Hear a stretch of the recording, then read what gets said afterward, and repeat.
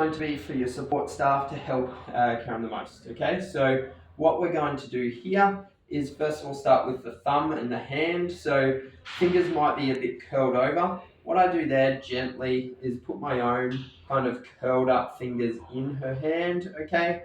And then just slowly, really slowly straighten it out. As they straighten out more, I'll put my own hand straight up against that. So we have something like that happening, okay? This thumb is the one that we're going to be trying to focus on kind of mobilizing because it's the one that's stuck. One joint's down and one joint's up.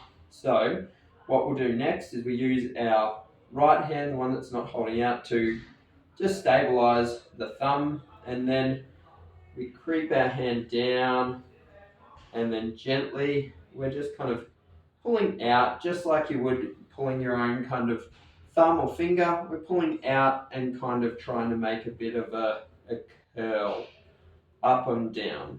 So pulling out, curling down, pulling out, curling up. Again, we're watching for any signs of pain or discomfort, which might be legs kind of coming up, okay, in which case it kind of just means that we've gone a bit too far. Cool, you're gonna put your legs back down.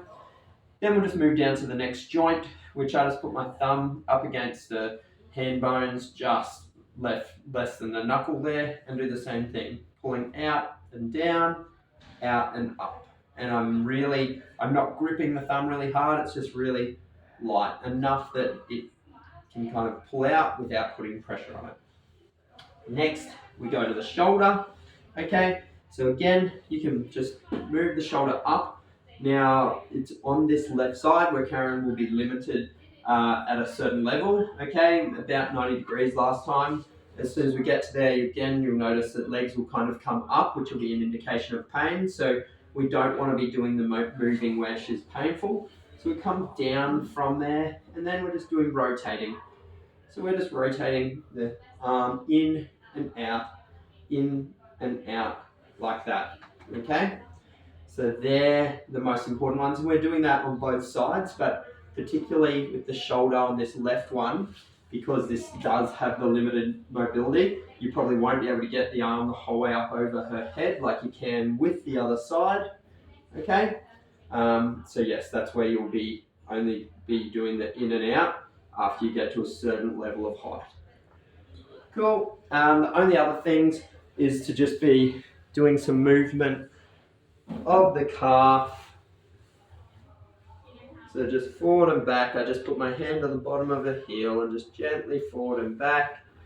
And then the same with the hip. I just kind of help hug that up and down.